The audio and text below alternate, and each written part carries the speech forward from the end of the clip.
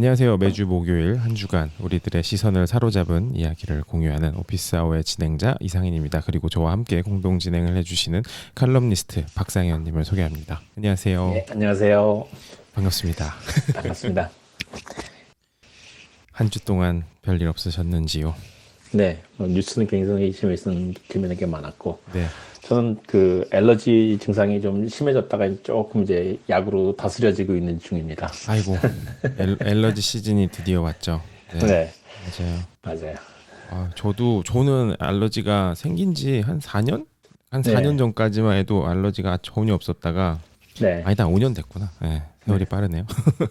제가 한 5년 전에 한 2년간 그 거주했던 곳이 네, 되게 운 좋게 이제 센트럴파크랑 되게 가까운 곳에서 한 2년간 살았어요. 근데 네, 너무 좋죠. 사실 걸어서 30초 컷이었거든요. 그러니까 눈 네. 밖에 30초면 갈 수 있는데 네. 운 좋게 거기서 이제 살 수 있었다가 이제 문제는 센트럴파크에 가까워서 너무 좋은데 이게 알러지 시즌에 와 이렇게 꽃가루가 상상을 초월하게 많이 나는 동네라는 걸 어떻게 알았냐면 네. 이제 밤에 나왔어요. 밤 산책을 네. 하러.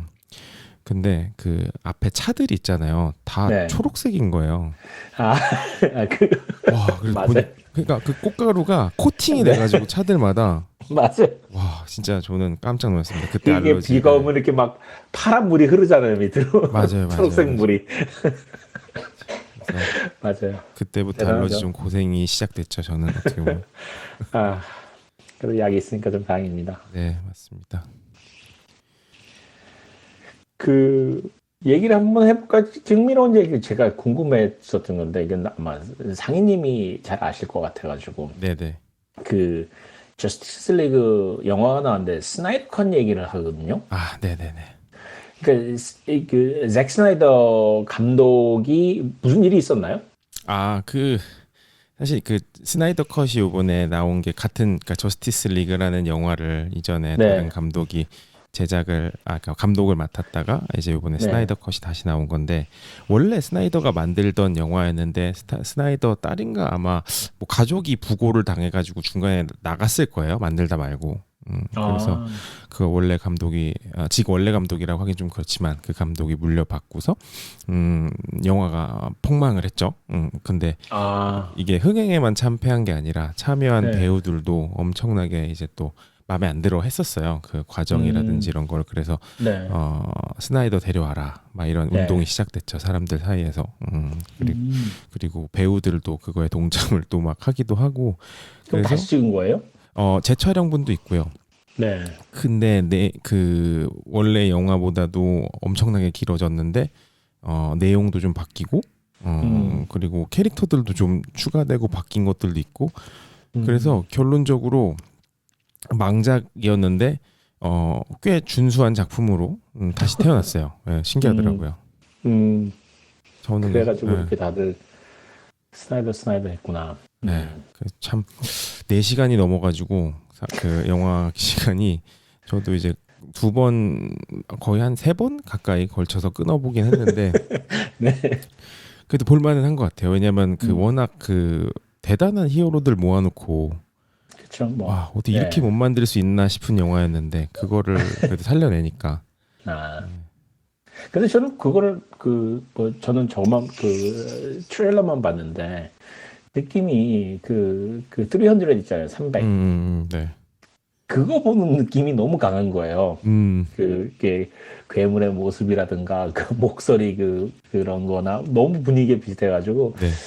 저게 잭 스나이더 스타일이 그냥 저렇게 나가는 건가? 원래 저런 건가? 그런 생각이까지 좀 들었었어요. 맞습니다. 특히 막 좀 그 인물들이 좀 신화적인 느낌으로 해석되는 그런 것도 있고 실제로 뭐 제우스도 나오고 거기에 잠깐 하니까 맞는 말씀인 것 같아요. 좌우지간 뭐 나중에 보시고 싶으신 분들은 보셔도 뭐 후회할 영화는 아니니까 저는 괜찮은 것 같아요. 그렇다고 또 뭐 어벤져스를 능가하는 뭐 엄청난 영화가 나왔다 이 수준은 또 아니고요. 네. 근데 이번에 뭐 저기서 그 스트리밍에서 하죠? 그 HBO Max에서 이거를 상영을 하죠? 네, 맞습니다. HBO Max에서 무료로 공개가 됐고요. 무료구나. 이거 따로 돈 내는 거 아니고요. 네, 아니에요. 그래서 그 디즈니 플러스에는 마블 유니버스가 있다면 이제 HBO 맥스에는 DC 유니버스를 구축하는 느낌이 확실히 들고. 사실 그거 잘만 하면 될 것 같은데 싸워볼만 할 텐데. 충분히 그렇잖아요? 하죠. 네, 네. 충분히 하죠. 원래 그 코믹스 상에서 충분히 대결이 가능했었던 두 양대 산맥이니까. 그렇죠. 네. 맞아요. 그래서 저는 이것도 있더라고요. 그러니까 마지막으로 사족을 보태자면 그 원더우먼 최신작 있잖아요. 네. 그것도 스나이더 보고 다시 편집해달라고 운동이 일어나고 있다고 합니다. 이 또 세나에다가 또 이런 식으로 또 갑자기 훌륭한 감독으로 확 그냥 부각이 되는 듯한 느낌이 드네요. 네, 그렇죠. 저 개인적으로는 네. 사족을 보시면 제 개인적으로는 그 300 그 영화 300 영화에서 굉장히 제가 그 기분이 상했었어요. 굉장히 보면서. 왜요? 그건 뭐 비판을 많이 받긴 하지만은 이제 거기에 굉장히 그 뭐랄까 xenophobic 그 외국인에 대한 혐오, 네. 아니면 homophobic 크사스라고 나오죠. 저시스라고 하는 그 인물에 대해서 그리고 그 뭐랄까 어떤 제가 보기에는 그냥 굉장히 그 백인 우월주의적인 느낌이 강하게 들어간 식으로 내용을 만든 거예요. 맞아요. 백인 남성들 외에는 모든 유색 인종들 그리고 거기 그 장애인 같은 사람은 장애인인데 나쁜 사람이 되는 거예요. 그럼 거의 그 순수하고 신체 건강한 백인 남성 외에는 다 문제가 있거나 성격적으로 파탄인 사람이거나 외국이거나 나쁘거나 특히 여성들까지도. 그래가지고 그걸 보면서 굉장히 기분이 상했었던 기억이 나요. 그래서 그때 이제 잭 스나이더의 이미지가 별로 저한테는 안 좋아졌었는데 요새는 또 뭐 이쪽에 저스티스 리그 같은 거 많이 찍고 그렇다고 하니까 또 한번 봐야죠. 어떻게 되는지. 맞습니다. 뭐 제 사족이었습니다. 아니에요. 충분히 맞는 말씀이고 300 같은 경우는 뭐 크로스핏 장려 영화냐 약간 그런 거. 크로스핏 선수들 300명 모아놓고 그런 말 있었죠. 네. 또 저희 또 이제 저번 주부터 해서 이렇게 뭐 영화 이야기 이런 것들도 있었지만 또 저희한테 되게 어떻게 보면 미국에 사는 아시안들한테 충격적인 일들도 좀 있었어요. 맞아요. 그렇죠. 그 샌프란시스코였죠. 네. 그 중국인 할머니가 그 아무 이유 없이 계속되고 있는 일인데 네. 그냥 백인 남자한테 그냥 맞은 거죠. 그냥 얼굴을 수차례를 가격을 당해서 이제 막 거의 지금도 한쪽 그 맞은 왼쪽 눈인가는 아직도 안 보인다고 하더라고요. 너무 심하게 맞아서. 얼굴이 퉁퉁 부었는데 그 상황에서 뭐 보도가 좀 갈려요. 본인이 들고 다니는 방망이였다고는 얘기도 나오고 어디서는 옆에서 주웠다고 하는 얘기도 나오는데 굉장히 그 익숙한 모양의 옛날 우리 빨래 방망이와 비슷하게 생긴 방망이였는데 이제 그걸 들고 이제 자기보다 덩치가 엄청나게 큰 그 남자 백인을 이제 반격을 한 거죠. 네. 반격을 했는데 70세라고 처음에 나왔는데 나중에 보니까 어디서 75세라고도 나오고요. 그러니까 일단 그 할머니가 영어를 전혀 못 하셔가지고 이렇게 그 많이 보도도 많이 엇갈리더라고요. 그런데 이제 그 남자를 패가지고 뭐라고 나와요? 예, 자기 방어를 한 거죠. 그래가지고 그 사람이 쓰러져가지고 결국 구급차가 왔는데 범인을 치러 가는 장면이었죠. 되게 안 좋은 이벤트였지만 되게 결과는 통쾌한 부분도 있었던. 네, 맞아요. 그렇죠. 그래서 그 얘기가 나오면서 이제 공격 대상이 계속 그 아시안인데 그냥 아시안이 아니라 아시안 그 노인들이라는 거죠. 그리고 정말 나이든 노인이거나 또 여성인 경우가 많고. 맞아요. 그러니까 이거 때리는 사람들은 그 백인 남성들이 이제 일단 절대적으로 많으니까. 그래서 이게 굉장히 비겁하다는 거죠. 뭐 싸움 거는 것도 아니고 그냥 도망가다가 때리고 그러니까 뛰어와서 때리고 가고 그래서 쓰러뜨리고 이런 일이 벌어지는데 그래가지고 그 얘기가 이제 많이 나오면서 이제 뭐 상인님들 많이 들어보셨겠지만 아시안들이 이제 직접적인 컨프런테이션을 피한다는 그 어떤 선입견이 있다는 거죠. 그래가지고 안전한 화풀이 대상 같은 게 된다고 생각을 한다는 거예요.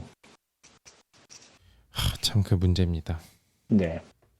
그래서 이제 이번 할머니 얘기가 이제 부각이 된 게 70세 노인이라도 70세 노인, 70세 할머니라도 반격을 하면 된다는 거예요. 물론 모든 게 다 그렇게 뭐 안전한 상황은 아니고 그게 이제 그 피해자의 책임이라는 식으로 해석되면 절대 안 되지만은 이제 당하지 말고 싸워야 된다는 얘기가 이제 나오고 있어요. 그래서 그러면서 이제 다시 그 몇 년 전에 있었던 일인데 이게 그 아마 시애틀로 알고 있는데 그 골든 가든스 파크라고 아마 시애틀에 있나요?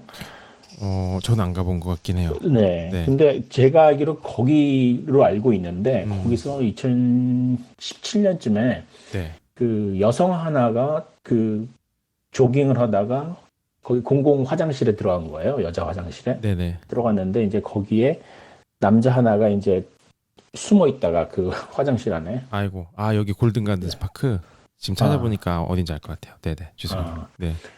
거기서 이제 숨어 있다가 네. 나와서 이제 이 여성을 공격을 한 거죠. 근데 이 여성이 거기서 그냥 당하고 있지 않고, 근데 마침 또 그 호신술을 배웠다 그러더라고요. 여성 전용 호신술을. 네. 그런 여성이었기 때문에 싸웠대요. 근데 좋다. 싸워가지고 엄청나게 싸워서 결국 이 남자를 막 그 화장실 공공 화장실 밖으로 안으로 막 왔다 갔다 하면서 싸우다가 결국 이 남자를 끌고 가가지고 화장실 안에 집어넣고 문을 밖에서 밀고 닫아버린 거예요. 네. 그리고 경찰을 부른 거죠. 아. 그래서 경찰에 잡혀갔거든요. 네. 그러면서 이제 그때 이제 이 사람이 한 말이 이제 유명한 말인데 이제 좀 뭐 나쁜 말을 써서 죄송합니다만 그대로 옮기기 위해서 Not today motherfucker라는 말을 쓴 거예요. 그래서 내가 죽어도 오늘 죽진 않는다. 너한테 내가 오늘 당하진 않는다. 이런 뜻으로 이제 썼는데 이제 그러면서 자기가 그때 그 트래커를 그 시계를 차고 있었던 걸로 알고 있어요. 그래가지고 자기 그때 그 싸우는 모습이 이동되는 게 이제 그 GPS로 기록이 된 거죠. 선이 그 선을 그 티셔츠로 만들어가지고 팔았어요. 멋있다. 그래가지고 이제 그게 이제 하나의 운동이 돼가지고 가만 막고 있는 사람들 그리고 피하려고 하는 사람들한테 이런 공격하는 사람들이 더 뭐랄까 그 타겟으로 생각한다는 거죠. 그래서 일단 싸우고 강하게 나가야 된다는 얘기가 이제 많이 나오면서 이제 그 중국계 할머니 얘기가 나오면서 예전 그 세를 여성이 또 나왔죠, 같이. 그건 되게 사실 그러니까 무조건적으로 같이 주먹질을 하란 그런 게 아니라 그렇게 자신을 보호해야 되는 정도의 상황까지 닥치면 그렇죠. 네, 무조건 막고 네. 있어서는 안 된다라는 거는 반드시 우리도 숙지를 해야 되는 부분인 것 같아요. 그러니까 네. 시애틀도 네. 그 좀 우범 지역들이 도시 안에 많이 그렇죠. 늘어난 대도시는 부분도 있어요. 예. 그게 사실 샌프란시스코가 대단히 심하다고도 하는데 또 동시에 시애틀도 거기 못지않게 많이 그 슬럼화된 지역들이 많이 생겼거든요. 그러니까 왜냐면 그렇죠. 원래 아마존이 이제 시애틀 다운타운의 헤드쿼터들을 막 이렇게 엄청나게 올리기 직전에는 좀 산계되어 있던 분들이 이제 군집을 점점 더 크게 이루면서 아예 그 지역 자체들이 좀 많이 좀 우범 지역이 되는 그런 곳이 좀 생기기도 했고 저도 한 번은 지나가다가 뭐 이렇게 흑인 한 두어 명이 오면서 저한테 고의적으로 어깨를 부딪히려고 하더라고요. 너무 고의적으로. 근데 전 대놓고 보고 있었는데 어깨를 들이밀길래 피했어요. 네. 그러니까 혼자서 휘청하고 넘어지더라고요. 그래서 저보고 조심하래요. 그래서 뭘 조심하냐고 이상한 소리 하지 말라고 지나갔었는데. 거긴 그 위험한 지역이었나요? 그럼 네, 그쪽이에요. 그래서 파이낸셜 디스트릭트라고 하는 쪽인데 거기가 파이낸셜 디스트릭트인데 밤 되면 제일 위험한. 실제로 작년에 이게 작년인가 이게 시애틀 로컬 쪽에서는 유명했었는데 한국에는 아마 안 나왔던 것 같은데 그 한 분이 그쪽에서 맞아서 기절을 하셨어요. 길에서 한국 분이. 그런 경우도 있었고 확실히 표적이 되는 경우는 종종 뭐 저도 겪은 적이 여러 번이고 그런 건 있는 것 같아요. 맞아요. 네, 뭐 위험하지 않은 곳은 없으니까 이제 대응하는 법을 찾아야 되겠죠. 맞습니다. 네. 근데 그거 좋네요. 그 Not Today 그거. 네. M. 네, 맞습니다. 네, 한번 여기 관해서 글을 써보려고 해요. 그래서 자세한 그때 얘기랑 해서 한번 그렇게 되면 또 페이스북에 또 공유를 해보겠습니다. 네, 너무 좋네요. 너무 좋네요. 네. 그리고 로빈후드가 그 상장한다고 신청서를 제출했다고 하더라고요. 이게 컨피덴셜리 진행을 했다는데 뭐 세상에 컨피덴셜한 게 어디 뭐 다 알고 있던 얘기 아니에요? 로빈후드 상장. 뭐 그냥 그 즉시 다 알려져가지고 로빈후드 상장을 한다고 얘기를 하는데 근데 재밌는 얘기가 나온 거예요. 이게 로빈후드가 그 사실 참 그 애증의 관계인 게 그 이번에 그 게임스탑 같은 그 몇 가지 AMC 극장이랑 여기에서 이제 공매도하는 거를 방어하는 레딧을 중심으로 한 개미 투자자들이 뭐랄까 방어 수단으로 이제 소액 그 투자를 한 거잖아요. 로빈후드 통해서. 네. 근데 그 로빈후드 앱이 이제 그 공매도를 저지하는 그 투자자들을 이제 강제로 막았다는 얘기가 이제 사실은 잘못된 이야기였는데 자세히 들어보면은 근데 어쨌든 그래서 사람들이 이제 굉장히 미워하게 됐어요. 그 레디터들은. 근데 로빈후드가 이번에 상장을 한다고 하니까 나온 얘기가 그래서 신기해가지고 이제 그 월스트리트 배츠 레딧 그 서브레딧에 들어가서 이 사람들이 뭐라고 반응을 하나 했더니 이제 공매도 하자 그러더라고요.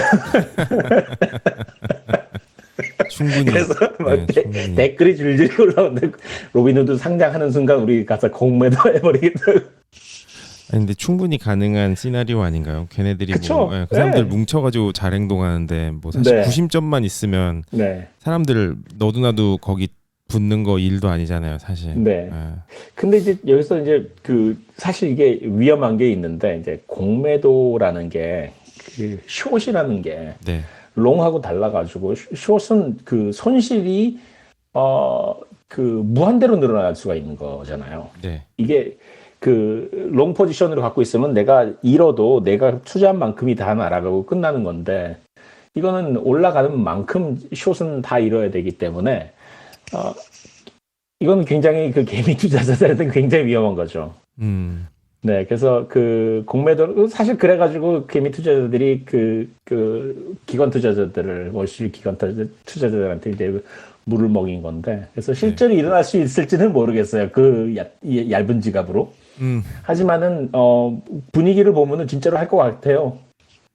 네, 그래서 지켜봐야 될 것 같아요. 아직 뭐 상장 신청서를 제출한 거고 이제 계속 얘기가 많이 있겠지만 사실 뭐 저는 월스트리트에서 그 로빈후드 혼자 하는 것도 아니고 주변에 또 많이 있기 때문에 저는 뭐 상장은 될 것 같아요. 근데 그렇죠. 지켜봐야죠. 맞습니다. 로빈후드가 과연 어떤 식으로 그들의 앞날이 또 판단 이제 결정이 될지 궁금해지는 시점이기도 한데 저희 그 본격적으로 저희가 준비한 뭐 한 주간의 이야기들 조금씩 이야기해 보기 전에 그 저번 방송에서 저희가 청취자 설문을 한다고 말씀을 드렸었잖아요. 그래서 너무 감사하게도 많은 분들이 설문에 참여를 해주셔가지고 그거 결과를 간략하게 또 상현님과 함께 공유를 한번 해보고 이야기로 넘어가면 어떨까라는 생각이 좀 들어서요. 그걸 한번 이야기를 잠깐 해볼게요. 질문이 몇 개였죠? 질문이 6개요. 6개였죠. 네. 질문이 6개고 사실 간단한 질문 위주로 하지만 또 저희에게 많은 도움을 주실 수 있는 질문 위주로 구성을 했었는데요. 뭐 첫 번째 질문 같은 경우는 저희 방송을 라이브로 몇 번 정도 들어보셨는지에 대한 질문이었고, 뭐 저희 한 질문씩 한번 얘기를 해볼게요. 제가 1번을 얘기를 하면은 그 질문이었는데, 통계가 1, 2회 정도 들어주신 분들이 63%, 그리고 3에서 4회 21%, 그리고 나머지 모든 분들은 이제 모든 방송을 다 들으셨다고 해주셔가지고 저희는 저희가 어느 정도 예상한 부분이랑 좀 어느 정도 일치하는 숫자인 것 같기도 하고, 또 이제 모든 방송을 다 들어주신 분 3분 계신데요. 다시 한번 무한한 사랑의 감사의 표시를 드립니다. 감사합니다. 두 번째 질문이 참 저희한테 굉장히 필요한 질문이었죠. 오피스아워 방송 시간은 언제가 가장 듣기 편하세요? 사실 오늘 12시에 시작하기로 한 것도 저희가 이제 시간을 이렇게 저렇게 바꿔봤잖아요. 그런데 이게 이제 이 질문에 대한 답이 굉장히 흩어졌어요. 그래서 한국 기준 시간으로 언제가 가장 듣기 편하세요라고 했을 때 처음에는 다 비슷하게 나왔다가 나중에 이제 더 많은 분들이 투표해 주시면서 이제 조사에 응해 주시면서 이제 정오가 31.6%. 그러니까 낮 12시부터 1시까지가 31.6%로 제일 많았고, 두 번째가 이제 오후 1시부터 2시 사이가 이제 21.1% 나왔고, 그 다음이, 밤 11시가 15.8%, 밤 2시, 이게 이제 직접 써주신 답이죠? 네, 12시. 밤 12시가 또 10.5%. 아무래도 이 밤에 들으시는 분들이 또 많이 있으니까요. 그 클럽하우스는. 네. 그리고 또 오후 12시 30분이 또 10.5%가 있어요. 그래서 그 외에 이제 시간대가 맞지 않아서 다시 듣기 그 스포티파이나 유튜브를 선호한다는 분들도 약간 계셨는데, 네. 그분이 5.3%, 한 분 계셨던 것 같아요. 그래서 저희는 아무래도 낮에 한다면은 오후 12시가 그래도 가장 낫지 않나 하는 생각을 그런 결론을 냈습니다. 맞습니다. 그리고 저희가 아무래도 그 미국 내에서도 좀 시차가 있고 동부 서부인데다가 네, 또 한국 시간대와의 그런 시차가 좀 많이 있어가지고 네, 저희도 뭐 한국 프라임 타임 저녁 시간에 할 수 있으면 좋긴 한데 그게 좀 실질적으로 어려워서 그렇죠. 서부에 계신 분한테는 거의 새벽이죠. 맞습니다. 신새벽이죠. 네. 그래서 뭐 많은 분들이 사랑해 주시면야 또 새벽에 일어나서 하는 게 문제가 되겠습니다만은. 네. 그래서 아침에 일어나면 굉장히 힘들죠. 그 아침에 그 콜하는 거 굉장히 힘들더라고요. 아, 그렇죠. 맞아요. 그리고 이제 세 번째 질문이 오피스 아워 방송 주제와 내용은 유익하셨냐고 저 봤었는데 사실 이 부분에서 저희는 또 눈물을 왈칵 쏟을 뻔했던 게 아주 만족스럽습니다가 73.7%. 네. 그리고 재미있었지만 조금 더 진지한 이야기를 듣고 싶다고 하신 분들이 5.3%, 재미있었지만 내용이 조금 어렵다라고 대답해 주신 분들이 15.8%고요. 한 분께서는 크게 흥미가 가지 않습니다라고 딱 체크를 해주셨습니다. 저희 또 반영을 할게요. 네, 이 한 분을 위해서 좀 더 흥미롭게 진행을 해보겠습니다. 네. 네. 그리고 네 번째 질문이 오피스 아워에서 좀 더 다뤄주셨으면 하는 분야나 뉴스 아이템이 있으면 적어주세요라고 저희가 여쭤봤는데, 그냥 쭉 제가 읽어보면은 이제 미국과 한국 사이의 현안이 궁금합니다 하는 분이 계셨고, 한국 언론에서 안 다루거나 호도하는 중요한 국내외 이슈들, 그리고 미국에 살고 있어서 이 쓰신 분이 미국에 살고 있어서 미국의 이슈들을 다루시니 재밌습니다라고 얘기하고 하시고, 이제 경제 테크 쪽 이야기 좋고 스탁 얘기도 좋습니다. 그래서 어떤 주제들은 좀 생소해서 설명을 좀 더 해주셨으면 좋을 것 같습니다라고 쓰신 분 계셨고요. 그리고 지금처럼 계속해서 최근의 뉴스를 다뤄주시면 좋을 것 같아요 라고 말씀하신 분 계셨고, 차별에 대한 이슈, 그리고 영화 음악 분야의 정보와 트렌드도 좀 다뤄줬으면 좋겠다는 분이 계셨고, 페이스북, 아마존, 애플, 넷플릭스, 구글이죠. 팽과 관련된 뉴스들 더하기 반독점법 관련한 이슈도 좀 다뤄주셨으면 하고, 그렇게 쓰신 분이 있습니다. 네, 모든 의견 너무 감사합니다. 감사합니다. 네. 그리고 다섯 번째 질문이 저희 방송을 스포티파이나 유튜브를 통해 다시 듣기 해보셨나는 질문이었는데요. 네, 사실 오피스 아워라는 단어로 검색을 하시면 검색이 되게끔 유튜브는 사실 제 개인 채널인 생스터 TV에 제가 최대한 올려보고 있고요. 오피스 아워를 스포티파이에서 또 이제 검색을 하시면 뜨는데, 이 부분도 사실 되게 고무적이었던 게 다시 들을 수 있어서 좋았다라고 하시는 분들이 47.4%셨고요. 그리고 있는지 모르셨다고 하시는 분들이 52.6%셨는데, 네, 저희가 또 적극적으로 알리면 또 혹시라도 또 그쪽에 방송, 또 계속해서 또 늘어날 수 있는 거니까요. 네, 맞습니다. 네. 그리고 여섯 번째는 조언이나 응원의 메시지가 있으면 들려주세요라고 했는데, 이건 좀 너무 약간 저희가 있기에는 좀 민망하지만, 저희 뭐 한두 개만 소개를. 그럴까요? 네.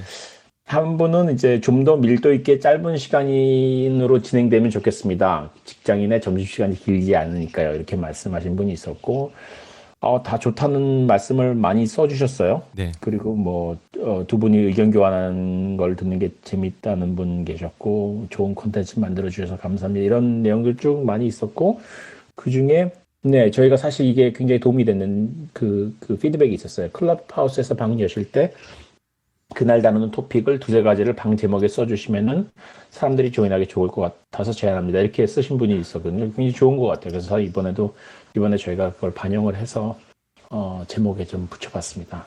네, 그렇습니다. 저희 네. 그러면 또 저희가 뭐 진행을 계속하면서 뭐 나중에라도 뭐 몇 달 후에라도 한 번 정도 더 뭐 의견을 구할 일이 있거나 혹시라도 참여형 뭔가 할 수 있으면은 한 번 더 이런 형식의 그런 설문도 해봐도 좋을 것 같고요. 네, 또 네. 전에 공지를 한 번 더 드리겠습니다. 네. 네. 저희가 준비한 이야기를 또 해볼까요? 네, 그럴까요? 네. 이번에는 상희님께서 먼저 한번 좀 화두를 던져 주시죠. 네, 알겠습니다. 제가 이번 주에 준비해온 이야기는요. 바이든 행정부가 취임한 지 얼마 되지 않았잖아요. 근데 그 출범을 하면서 공약을 내걸었던 게 있어요. 그래서 출범 100일 안에 100만 번의 백신을 주사하겠다고 천명을 했었던 것인데요. 그렇죠. 이 계획에 대해서 정말 많은 사람들이 되게 반기기도 했고 한편으로는 반신반의하기도 했었습니다. 그 불가능하다고 이야기를 하거나 뭐 이게 과연 되겠냐라는 회의론자들이 사실 되게 많았어요. 왜냐하면 이 전 정권에서 저희가 미국에 사는 많은 분들이 좀 행정부 자체에 대한 불신이 너무나 늘어난 것도 있었고, 그래서 이게 과연 되겠냐, 100만 번이 웃음냐, 막 이런 말들도 많이 나왔었는데. 지금 취임 후 2달이 조금 넘게 지났는데 이 시점에서 원래 예상했던 수치를 벌써 넘었다고 합니다. 100만 번이 그렇죠. 넘는 주사를 완료를 했고 지금 더 빠르게 그 예상 수치를 돌파를 계속하고 있고요. 현재 그 더블 백시네이션이라고 하죠. 그 2번을 다 맞아야지. 그래서 미국 국민의 15% 가량이 더블 백시네이션이 끝난 상태라고 보이고요. 이건 사실 대단한 일이 아닐 수가 없는데 이게 처음에 이 백신의 배포뿐 아니라 이게 누가 언제 맞을 수 있는가에 대한 혼선이 많이 있었던 게 사실이거든요. 그렇죠. 네. 맞아요. 배포 과정에서도 쉽지 않았었고 그 제가 아는 분들만 해도 이제 교육 쪽에서 몸담으시는 분들, 의료계 몸담으시는 분들도 언제 맞는지 모르다가 갑자기 전화 와가지고 내일 맞으러 오라고 이런 경우도 너무 많았었고. 네. 상현님 그 가족분들 중에서도 맞으신 분 계시죠? 예, 제 아내가 맞았는데 아내는 사실 그 일하는 곳이 병원이기 때문에 그래서 거기서 연구를 하기 때문에 그 병원 그 안에 그 컴플렉스 안에 들어가는 사람들은 뭐 1차적으로 맞아야 되는 거죠. 그 환자들을 위해서 거기에 또 나이 많으신 분들이 많아가지고. 일단 그 환자들은 다 먼저 맞았고 그 환자들뿐만 아니라 이제 저기도 그 의료계 종사자에 속해있기 때문에 다 맞았죠. 그래서 네, 굉장히 그 옆에서 보니까 장난 아니에요. 정말 센 것 같더라고요. 맞은 다음에 부작용이라고 이 부작용이 이 나쁠 그 아닐 부자가 아니라 이게 부수적으로 일어난다는 뜻에서 부작용인데 사이드 이펙트죠. 네. 근데 그 사이드 이펙트가 굉장히 세요. 근데 누구나 다 얘기를 하는 거였기 때문에 충분히 각오는 했는데, 이제 굉장히 보통 사실 그냥 플루 백신을 맞아도 왜 팔은 뻐근하잖아요. 그날 저녁에. 그렇죠. 근데 그 정도 뻐근한 팔에다가 이제 약간 몸살기가 있고, 그게 이제 짧으면은 하루 이틀, 길면은 거의 3일, 4일도 가더라고요.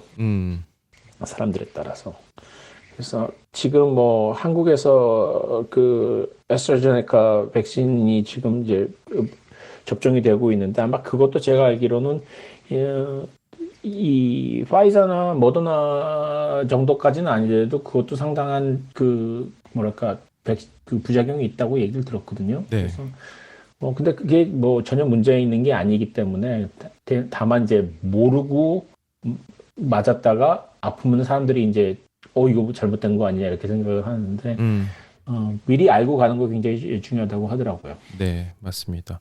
그리고 또 그 백신과 관련해서 제가 최근에 본 다큐멘터리에서는 이런 얘기를 하더라고요. 그러니까 백신 종류를 1대1로 뭐가 더 좋다. 그러니까 이피컨시를 비교하는 게 무의미한 일이다라는 말을 하는 게 있었는데 요가 뭐냐면 그 뭐 98% 효과, 뭐 70% 효과 이런 거 나온 게 네. 그 표본 조사를 한 사람들의 지역과 그런 시점도 다르잖아요. 시점이랑 이런 게 다 달라서 네. 뭐 예를 들어서 존슨앤존슨 같은 게 98% 나왔어도 결국에 60% 나온 68%인가 70% 나온 애스트라제네카가 했던 그 구간에 가면 비슷한 결과가 나올 수도 있고 맞아요. 그리고 이피컨시 자체의 문제라기보다는 그 시비러티한 상황이 왔을 때 사람들이 얼마만큼 그렇게 죽거나 혹은 정말 아프거나 하는 거를 방지하는 효과가 더 크다라는 말도 있어서 무조건 맞아요. 맞는 게 결국에는 좋다고 하더라고요. 그래서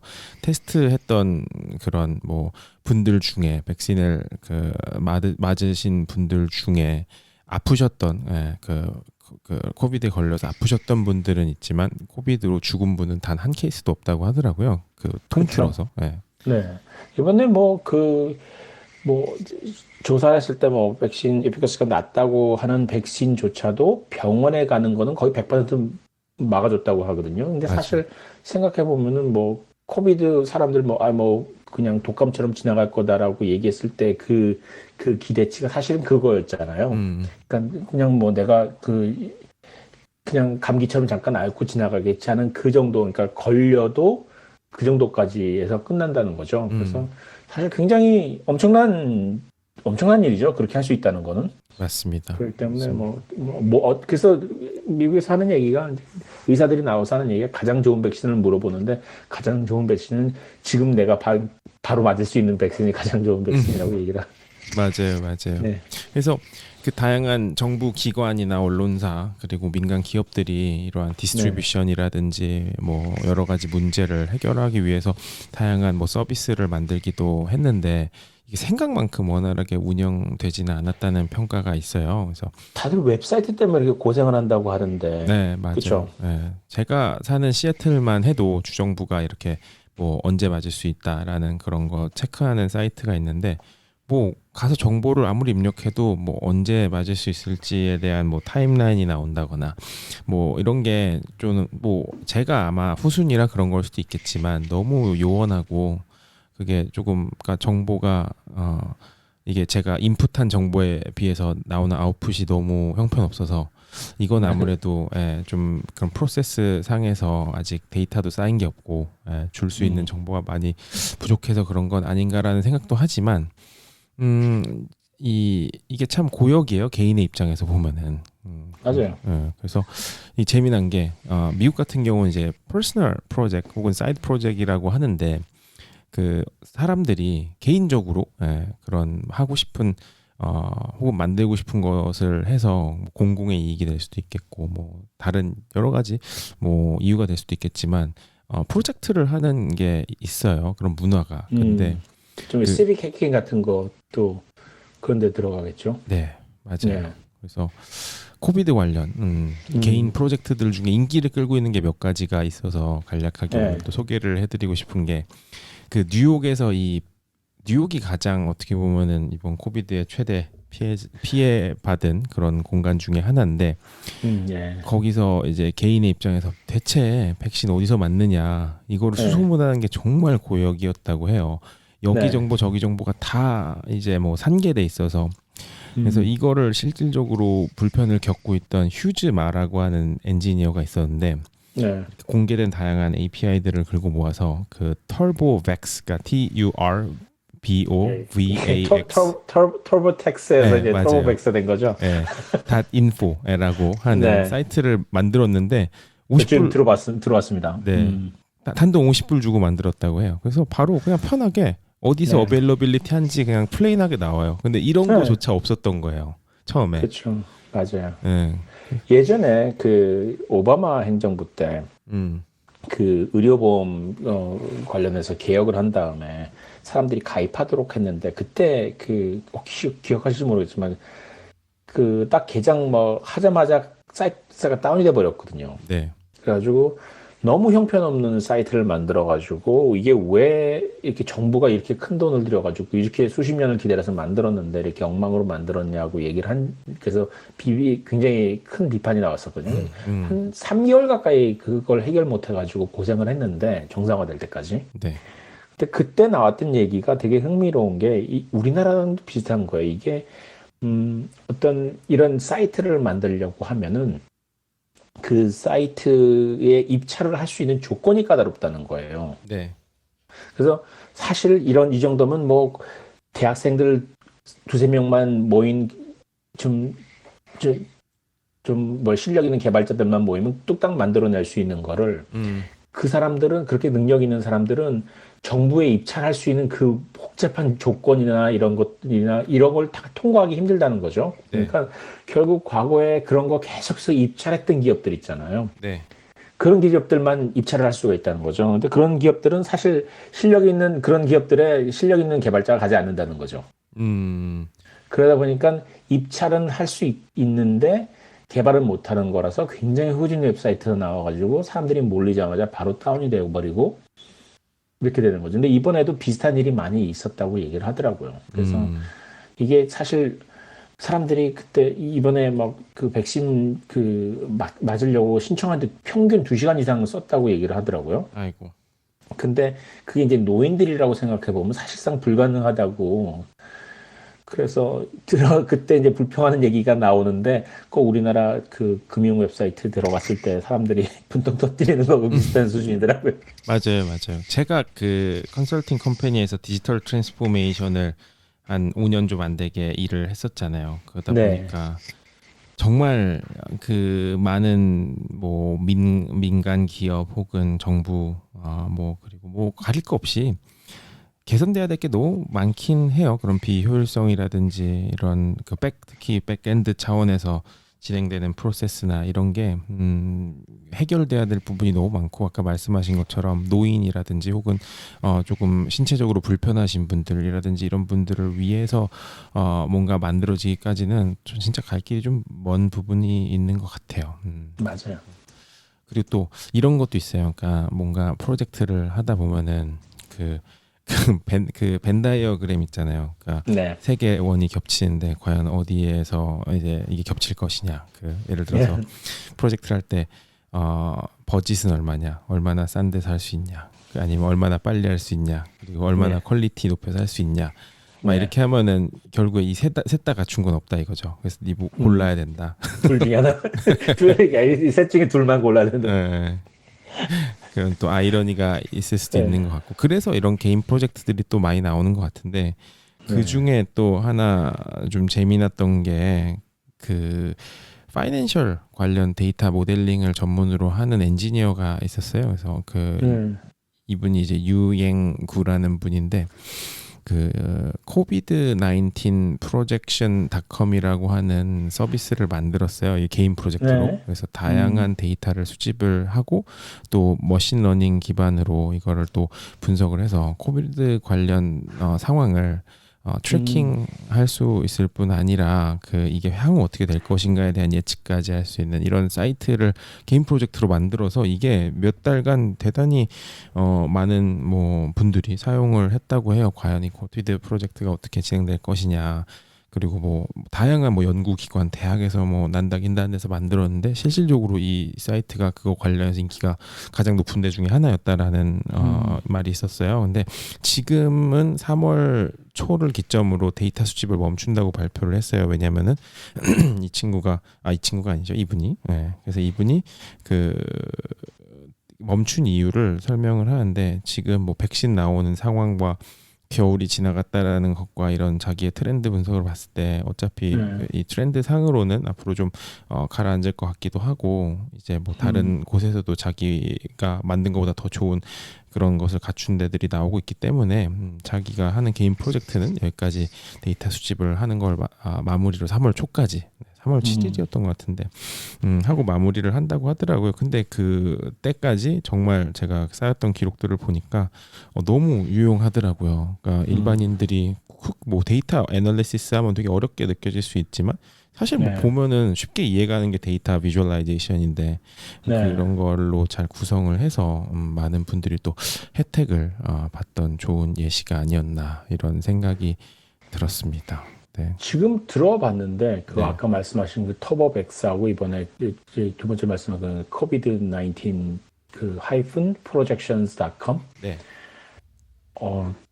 참 쉽게 만들었어요. 그러니까 디자인이 참 좋아요. 굉장히 음, 단순분명하고 이렇게 복잡하지 않고 맞아요. 이게 그 제가 보기에 미국 웹사이트의 특징인 것 같아요. 음, 쓸데없는 거 없고 그냥 있어야 될 거 있고. 맞아요, 맞아요. 예. 그래서 딴 데 신경 안 쓰고 그냥 해야 될 거 눈앞에 딱 떠가지고 이거 하게 하는 거. 참 이렇게 이게 쉽지 않은 것 같아요. 실제로 해보면은. 특히 제가 가장 그 데이터 비주얼라이제이션 쪽에서 가장 좋아하는 곳이 그 뉴욕 타임즈인데 네, 그 이유는 되게 클리어해서요. 되게 심플하고 네, 정보를 저는 데이터 비주얼라이제이션 중에 사실 개인적으로 가장 싫어하는 게 막 덕지덕지 이것저것 정보 막 미친 듯이 갖다 붙여놓고 꼭 이것만 봐도 무슨 내가 토니 스타크의 무슨 그런 머릿속에 들어온 것 마냥 이상한 데이터 막 돌아가고. 비주얼라이제이션에 뭐한 30개씩 붙여져 있고 이게 전혀 좋은 게 아니거든요. 그냥 간단 네, 명료하고 바로 인지적으로 딱 다가올 수 있게 그게 최선인데 그 네, 본분을 망각하고 막 집어넣으시는 분들도 있고 또 막 일러스트레이션에 뭐에 막 그러니까 그 비주얼라이제이션을 통해서 데이터 컴플렉시티를 그런 걸 빠르게 사람들이 인지할 수 있게 도와주는 건데 그 오히려 그 비주얼 컴플렉시티를 높임으로써 약간 더밍 네, 다운을 하는 거죠. 그래서 과연 맞아요. 이거를 대체 왜 이공을 들여서 이런 짓을 했을까 하는 분들이 너무 많은데 뉴욕 네. 타임즈는 오히려 그런 면에서 너무 저는 마음에 들어요 항상. 저는 그 대목이 굉장히 저도 그 궁금한데 제가 생각하기에 그런 이유가 그런 작품이 나오니까 덕지덕지 붙은 작품이 나오는 이유가 제가 생각에는 이래요. 어, 그런 작품들을 보면은 아 디자이너가 저 조직에서 힘이 없구나 하는 생각이 드는 거예요. 음, 그러니까 그 디자이너 입장에서는 내가 일을 많이 했다는 걸 보여줘야 되는 상황인 거고 네, 정말로 좋은 디자이너라면 정말로 봐야 될 거 하나만 보고 이거면 돼라고 그거 그 프로젝트 전체를 본인이 진행하거나 아니면은 같이 진행하는 사람들한테 대등한 입장에서 얘기를 할 수가 있다는 얘기인데 네, 디자인을 잘 모르는 팀장한테서 밑에서 일을 하는 사람이 일을 열심히 했다는 티를 내야 되는 거, 그리고 음, 팀장인 디자인 잘 모르는 사람이 이것저것 많이 붙이면 좋다고 생각해서 부탁을 하거나 해가지고 저는 디자이너들을 개별적으로 만나보면 디자이너들은 이제는 뭐 그 웬만한 그 기본적인 지식은 다 갖고 배우고 있는 상황인데 그게 반영이 안 될 때는 아 이건 그 조직 내에 디자인을 모르면서 디자이너보다 힘이 센 누군가가 있다는 느낌이 드는 거죠. 충분히 그럴 수 있어요. 그 이제 이게 그 어떠한 타입 오브 잡의 문제가 아니라 어떠한 그러한 그런 결정권을 어떤 사람이 가지고 있냐의 약간 관점이라고도 볼 수 있는데 그 네, 결정권에 있는 사람이 사실 이 결정권에 있는 사람은 어떻게 보면은 뭐 디자이너 출신이 될 수도 있고 엔지니어 출신이 될 수도 있고 비즈니스 출신이 될 수도 있고 뭐 PM 출신이 될 수도 있어요. 근데 결정권자의 자리에 있을 때는 뭔가 이런 사람들이 생각을 엉뚱하게 해버리면은 골치가 아프죠, 확실히. 네, 맞아요. 네. 그래서 네, 그래서 좀 저도 네, 그런 이것저것 덕지덕지 붙은 걸 볼 때면 좀 안타깝기도 하고 저희 쪽에서는 농담 삼아 그 이야기도 하는 게 있는데 그 클라이언트들이 무조건 뭐 이거 넣어달라고 저거 넣어달라고 혹은 하시는 분들이 있는데 그거의 상징적인 말이 그 make the logo bigger거든요. 네, 그래서 무조건 로고 크게 해달라고 막 아무 상관없으니까 그런 네 갑자기 그게 생각나네요. 네, 네. 점점 세상이 좀, 디자이너한테 많이 힘이 더 가고 좀 개몽을 했으면 좋겠습니다. 저는. 네. 네, 뭐 제가 오늘 준비한 이야기는 여기까지인데요. 저희 또 상현님 이야기를 잠깐 들어보기 직전에 하나 네, 광고의 메시지를 또 맞아요. 하나 드리고 넘어가도 좋을 것 같은데 네. 저희가 그 페이스북에 아직 그 제대로 공개를 안 했어요. 만들기만 해놓고 근데 이 오프라인이 아니죠. 예, 그 온라인 상에서도 이게 방송뿐만 아니라 그 페이스북 그룹을 하나 오피스 아워를 만들었는데 그 오피스 아워 그룹을 통해서도 저희가 같이 이야기를 또 뭐 나눌 수 있는 부분이나 혹은 저희가 공유 드리는 거 그리고 방송 올라오면 거기다 이제 제가 꾸준히 뭐 올려서 같이 들을 수 있게 뭐 이렇게 하는 거를 그룹을 만들어서 하면 좋을 것 네, 같아가지고 이제 오피스 아워 그룹을 만들었으니까요. 이게 이렇게 페이스북에서 검색하면 되나요? 오피스아워라고? 네, 현재 프라이빗 그룹으로 돼 있는데 제가 지금 네. 말하는 동시에 이거를 풀게요. 그 네. 프라이빗 그룹에서 아니다. 이거를 제가 방송 끝나고 풀게요. 네, 그래 네, 어떻게 풀어야 알겠습니다. 되는지 좀 알아봐야 될 것 같아서 이거는 한번 방송 끝나고 얼마 안 있어서 그 오픈 그룹으로 해서 찾으실 수 있게 할 테니까 혹시라도 관심 있으신 분은 오피스아워 검색하시면 아마 뜰 겁니다. 네. 네, 저도 공유를 하겠습니다. 예, 예. 네, 제가 흥미롭게 봤던 뉴스가 이제 두세 가지가 있는데요. 저는 아주 제 눈에 띈 거는 일단 항공업계가 살아나고 있다는 거예요. 그래서 지금, 사실 미국에서 이 코비드 팬데믹이 끝나면은 경제가 얼마나 빨리 부활될까라고 걱정을 했는데, 알고 보니까 코비드가 끝나기 전에 이미 경제부터 부활을 할 준비를 하고 있다고. 근데 이제 그 대표적인 게 항공권 예약이 굉장히 크게 증가를 했고, 또 하나는 에어비앤비나 볼보 같은 렌탈 서비스잖아요. 네. 여기서 잠깐 볼보를 말씀드리면 혹시 볼보 써보셨어요, 상희님? 안 써봤어요. 이게 저는 몰랐는데 요즘에 굉장히 많이 뜨고 있어가지고 근데 이 기사 제가 본 기사에서도 이제 에어비앤비 볼보라고 나오는데 이제 VRBO예요. 그래서 이게 지금 이게 VRBO가 원래는 Vacation Rental by Owner의 이게 줄임말인데 원래 있었던 그 회사인데 이게 자그마하다 요새 이제 에어비앤비의 어떤 대안으로 굉장히 많이 떠올라가지고 꽤 인기라고 하는데 이제 에어비앤비 같은 경우에는 집 전체를 다 렌탈을 하기도 하고 방만 렌탈하기도 하잖아요. 네. 볼보는 아예 집 한 채를 다 렌탈을 해야 되는 전통적인 그런 방식인데 이것도 사람들이 많이 선호한다고 하더라고요. 근데 그 두 개의 서비스에서 예약이 팬데믹 이전 수준을 넘었대요. 그러니까 굉장히 불안한 미국에 살고 있는 사람 입장에서는 이거 안 되는데 하는 생각이 좀 드는데 근데 이제 항공업계는 이제 그것 때문에 뭐랄까 안도의 한숨을 쉬는 거죠. 이제 사람들이 움직이기 시작하는구나. 네네. 호텔도 마찬가지겠죠. 그래서 이제 사람들이 본격적으로 돌아다니고 있는데 이제 닥터 파우치 같은 사람은 이제 계속해서 지금 경고의 메시지를 내고 있는데 아무도 안 듣는 것 같아요. 그래서 사람들은 이제 봄 되고 이제 여름 되고 이러면 이제 없어질 거고 그 사이에 다 백신 맞고 괜찮을 거다 이런 시나리오를 갖고 있는 것 같은데 지금 지켜봐야 되겠어요. 근데 이번에 플로리다에서도 사람들이 그냥 스프링 브레이크라고 대학생들이 몰려서 다 같이 파티하는 바람에 도시 하나에서는 아예 그냥 통금 만들어 버리고 그런 일이 있었죠. 그래서 지금 위태위태한데 일단 적어도 미국 사람들은 팬데믹 끝난 것처럼 행동을 하고 있어요. 근데 이 사람들이 이제 그러면은 지금 항공업계, 호텔업계가 지금 지난 1년 동안 굉장히 고생을 했는데 그럼 앞으로 어떻게 될 것인가를 얘기를 하면서 여행 패턴이 바뀔 거라는 거죠. 네. 그 패턴이 어떻게 바뀌는 거냐 얘기를 이제 사람들이 많이 하는데 일단 비즈니스 여행이 많이 줄어들 거라는 거예요.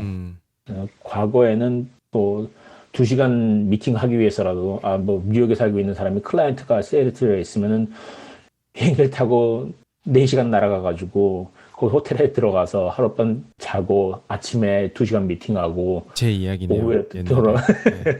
그렇죠. 네. 그런 게 당연한 문화였잖아요. 네. 2019년까지는. 그런데 이제 이 줌으로 미팅을 다 하고 나 보니까 이거 할 만하다는 거고 이걸 굳이 그렇게 할 필요가 없었던 건데 근데 이제 문제는 클라이언트의 눈치를 보는 게 있으니까 아무래도 그래서 그렇게 이동을 하곤 했었는데 이제는 그럴 필요가 없는 세상이 될 거라고 얘기를 하는 거예요. 그래서 이게 항공업계한테는 별로 좋지는 않은 게 기본적으로 거기서 소화해내는 비즈니스 트래블로 소화해내는 물량이 굉장히 많은데 그게 이제 많이 줄어들 거라는 것.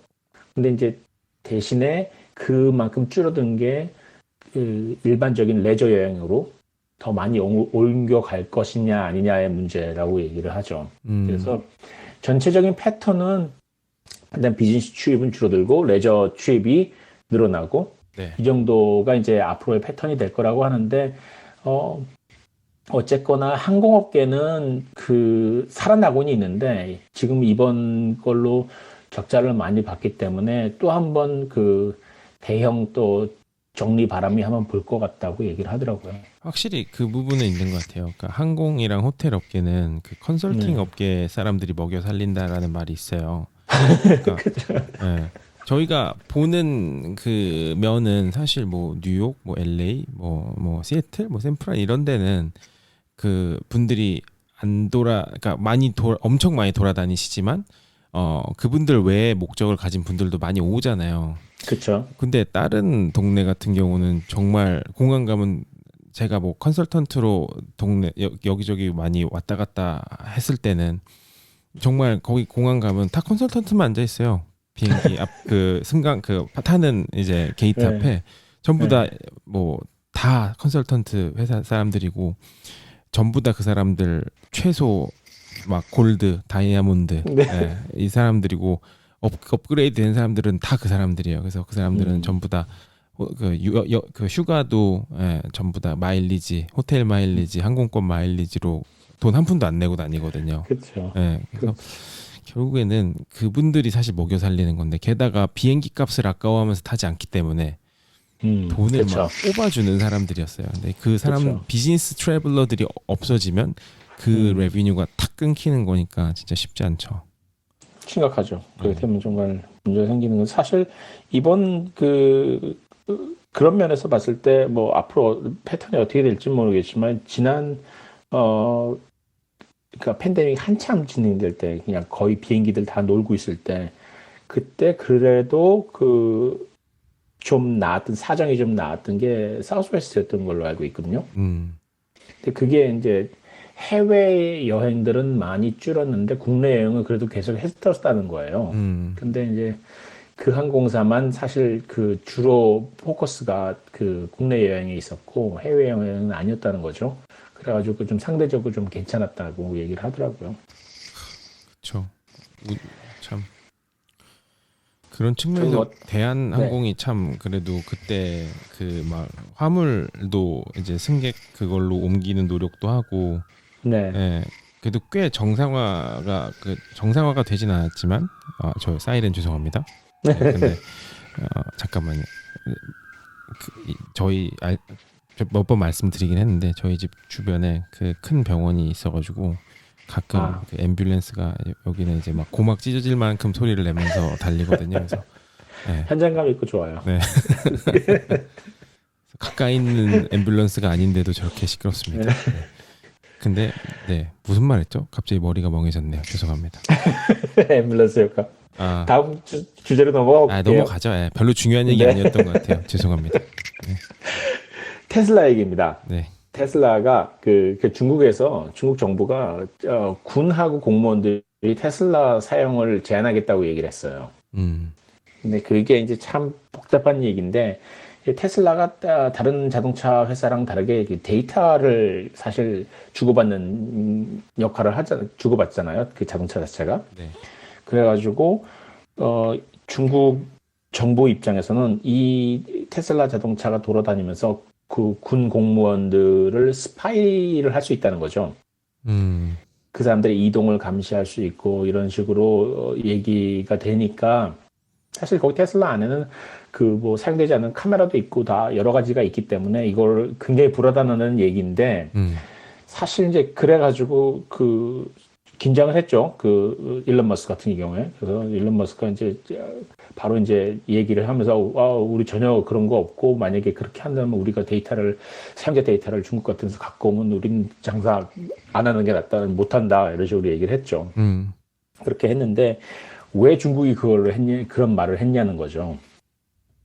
과거에는 뭐 그걸 몰랐을 것도 아닌데 왜 지금 그거를 얘기하냐는 거죠. 되게 굉장히 흥미로운 얘기인데 사실 작년에 중국이 트럼프가 중국 회사들 좀 많이 까면서 그중에 이제 틱톡을 가지고서 이제 사용 금지 카드를 만지작거렸잖아요. 네. 그래가지고 이제 사실상 미국 오퍼레이션을 거의 뜯어내려고 했던 일이 있었는데 그거하고 똑같이 이제 중국 정부가 테슬라를 그렇게 제한을 하려고 이렇게 뭔가 시비를 거는 듯한 느낌이 든 거예요, 이번에. 그래서 이거를 왜 지금 그걸 했는지, 왜 그런 얘기를 갑자기 끊는지에 대해서는 뭐 여러 가지 해석이 있는 것 같은데, 지금 테슬라 입장에서는 거기에 좀 샹하이에 기가팩토리 만들고 뭐 사실 세계 최대 자동차 시장이기 때문에 중국이 거기에 테슬라가 들어간 게 지금 테슬라 주가가 이렇게 올라가 있는데 굉장히 중요한 역할을 했잖아요. 그럼요. 근데 거기서 만약에 뭐 이런 식으로 중국 정부가 시비를 걸 수 있다는, 우리가 니네 오퍼레이션 뭐 판매 같은 거 우리가 마음대로 막을 수 있어라는 말을 이렇게 하면은 테슬라 입장에서 굉장히 불안해지는 거죠. 그래서 그것 때문에 미국에서는 특히 이제 월스트리트에서는 테슬라 그 일론 머스크가 뭐라고 대응을 하느냐가 굉장히 궁금했다는 거예요. 이 사람이 함부로 막 말을 하곤 하잖아요. 네. 특히 이제 그 권력 가진 사람들한테 아무 생각 없이 지르고 하는 그런 게 있는데, 그래가지고 좀 긴장했던 모양이에요. 뭐 어떻게 나올지. 그런데 이제 일론 머스크가 굉장히 그 저자세라고는 하긴 하는데 굉장히 침착하게 대응을 했어요. 립 서비스도 막 하면서, 그죠? 그렇죠. 네. 되게 잘했어요. 그래가지고 이제 사람들이 안도의 한숨을 쉬었는데, 가만 보면은 일론 머스크가 중국 가가지고 이 사람이 정말 장사를 잘하는 사람 같다는 느낌이 드는 게, 미국에서 안 하는 행동을 하는 거예요. 과거에 거기 가서 이제 아마 그때 기가 팩토리 때문에 갔었나? 근데 뭐 이상한 춤도 추고 그랬어요. 그 무대에서. 네. 되게 웃긴 춤을 추고 그랬는데 그 분위기에 맞춰준다는 거죠. 굉장히. 이 사람이 굉장히 싸울 땐 싸우는데 이런 거는 대응을 잘해요. 그래서 이번에 좀 일단 안심을 한 것 같고, 근데 문제는 앞으로 어떻게 중국 정부가 미국 기업한테 제한을 뭐 그런 종류의 제재를 가할 수 있는 그 힘을 이게 발휘할 거냐, 또 쓸 거냐 안 쓸 거냐, 이게 이제 긴장을 하는 건데, 사실 이게 큰 틀에서 보면은 중국하고 미국이 경제 전쟁에 들어가 있는 상태이기 때문에 네. 중국이 이런 거 가지고 말도 안 되는 거 가지고서 시비를 걸어도 사실 미국 정부 입장에서는 트럼프 이후에는 사실 할 말은 없잖아요. 그죠. 네. 뭐 5G 때 얘기도 있었고, 근데 5G 관련해서는 뭐 미국이 충분한 이유가 있었다고 얘기를 하지만은, 그렇게 보면은 사실 뭐 미국도 그 중국 그 스파이는 뭐 항상 하는 거였고, 그렇기 때문에 사실은 1대1 싸움이지 뭐 어느 한쪽이 더 부당하게 하는 것 같지는 않아요. 근데 이제 그런 선에서 봤을 때, 이제 크게 봤을 때 그래도 중국의 반응은, 제가 이제 어디서 들었는데 그런 얘기를 하더라고요. 중국의 반응이 러시아하고는 다르다는 거예요. 그러니까 러시아 같은 경우에는 일단 룰이 없이 나가는 나라인데, 중국은 반응을 해도 어느 선까지는 안 넘는다고 하더라고요. 선이 있고 거기서 지나치게 나가지는 않고, 항상 기본적으로 우리가 싸우긴 하는데 이 룰은 지킨다는 선이 있다는 거예요. 그런 면에서 봤을 때 오히려 뭐 대결 구도는 계속해서 가지만은 러시아랑 미국이 지금 신경전을 벌이고 있는 거하고는 좀 차원이 다른, 좀 더 성숙한 상대라는 거죠. 그래서 지금 현재까지로 봤을 때는 중국이 트럼프 시절의 미국에 비해서는 훨씬 더 상식적인 대응을 하고 있다고 사람들이 얘기를 하더라고요. 그쵸. 아무래도 그 중국은 되게 오래된 역사가 있고, 그분들도 어떻게 보면은 끊임없이 그런 뭐 많은 외교와 전쟁과 이런 걸 한두 번 치른 나라가 아니잖아요. 그러니까 그렇죠. 그런 측면에서 그들만의 또 내려오는 뭐 노하우라든지 이런 게 또 있는 것 같아요. 그리고 그런 말도 했었던 것 같은데, 그 미국과 아직 경쟁할 생각, 아직이란 말은 제가 애들을 했지만, 지금도 제가 애들을 한 거지만 경쟁할 마음이 없다. 네. 선만 지켜달라, 이렇게 얘기를 했다고 들었어요. 근데 근데 중국이 또 뭐 이런 생각은 들어요. 힘이 미국만큼 세진다고 가정을 하면 태도가 또 확 바뀌지 않을까, 뭐 이런 거는 또 생각은 있는데. 맞아요. 중국이 현재 뭐 인권 문제도 있고 많이기 때문에, 게다가 지금 뭐 남중국해 문제도 있고, 그래서 지금 뭐 제가 보기엔 뭐 터질 만한 문제는 굉장히 많이 있다고 봐요. 그렇죠. 그런데 이제 궁극적인 차이는 러시아는 일단 세계의 질서가 일단 망가지는 게 목표라고 생각을 한다면 중국은 세계의 질서를 미국이 세운 세계의 질서를 우리가 고스란히 가져오는 게 목표이기 때문에 망가지는 건 원하지 않는다고 하더라고요. 재밌네요. 네. 마지막으로 그 스펙 얘기를 해볼게요. 네. 그 SPAC 스펙 그리고 그걸 한국말로 기업 인수 목적 회사. 네. 이게 지금 사실 작년 2020년에 엄청나게 붐이 일어가지고 이게 작년 2020년은 스펙의 해였다고 이렇게 얘기할 정도인데 이게 어떤 거냐면은 그 투자자들한테 자금을 모아서 그 3년 안에 굉장히 아직 상장하지 않은 우량 업체를 사들이겠다, 인수하겠다는 그 조건으로 상장을 먼저 해버리는 일종의 그 페이퍼 회사인 거예요. 그렇죠. 서류상의 회사인데 이제 이거를 상장을 한 다음에 그 안에 이제 2년, 3년 안에 이제 우리가 우량 기업을 인수를 하겠다는 목적으로 이제 하는 거였는데 이게 지금 엄청나게 붐이 일었어요. 그래서 지금 가장 최근에 들은 뉴스는 뭐죠? 저 버즈피드 있잖아요. 네. 버즈피드가 그 작년에 허핑턴 포스트를 인수를 하고 덩치를 키우고 막 이러고 있는데 이제 감원도 하고 버즈피드도 지금 스펙으로 그 우회 상장인 셈인 거죠. 네. 스펙 회사하고 아마 지금 뭐 얘기가 있는 협상이 있는 모양이더라고요. 그래서 어쩌면은 올해 그 버즈피드가 우회 상장하는 얘기가 나올 수 있을 거라고 그런 얘기를 들었어요. 근데 그게 지금 굉장히 많이 붐이 일어가지고 어떤 얘기까지가 나오냐 하면은 이런 식으로 계속 그 스펙 붐이 일어나면은 앞으로 그 상장하는 회사는 지금 투 트랙으로 나뉠 거라는 거죠. 하나는 전통적인 그 상장, 주식 상장을 하는 회사가 있고 이제 그 경우에는 사실 뭐 어쨌든 뭐 주식을 그 팔기만 하면 되는 거니까 그래서 자금을 끌어들이면 되는 거니까 어떻게 해야 되는지 상관은 없는데 대신에 이제 전통적인 상장을 하는 경우에는 그 PR 효과가 엄청나잖아요. 한동안 막 그냥 빵빵 쏴대고 그냥 막 그 한 1, 2주 동안은 그냥 그 회사 얘기만 잔뜩 우리나라 그 쿠팡 같은 경우도. 네. 그래서 굉장히 그 PR 효과가 크기 때문에 그걸 여전히 선호하는 회사가 있을 거고 그 정도까지 아니면은 웬만하면 그냥 스펙으로 다 할 거라는 거죠. 그래서 그 스캇 갤러웨이 그 NIA는 스캇 갤러웨이가 이렇게 얘기를 했는데 되게 제가 보기엔 적당한 표현인 것 같아요. 이게 아이폰이 있고 안드로이드 폰이 있는데 네. 둘 다 똑같다는 거죠, 거의. 하는 거 똑같이 다 한다는 거예요. 그런데 사람들이 아이폰은 아무래도 좀 더 그 프리미엄스럽고 안드로이드는 뭐 똑같은 기능을 하지만 프리미엄 가격은 빠져 있는 상황이고 그래서 이제 그 스펙 상장은 그 안드로이드 같은 거라면은 전통적인 상장은 그 아이폰에 가깝게 되는 그런 식으로 이렇게 투출력이 될 거다 얘기를 하더라고요. 재밌네요. 재밌는 비유였던 것 같아요. 네. 그래서 올해도 아마 계속해서 이제 스펙 얘기는 많이 나올 것 같습니다. 그러게요. 스펙이 요새 진짜 열풍인 것 같아요. 그 어떻게 보면은 저희 그런 뭐 월스트리트의 슈퍼스타로 불리는 빌 에크만 같은 사람도 4빌리언 달러짜리 스펙 만들어가지고 지금 또 하고 있기도 하고. 근데 우회 상장 기법이잖아요. 근데 이게 들어보니까 90년도에도 한번 엄청 유행을 했었다고 그러더라고요. 네, 맞아요.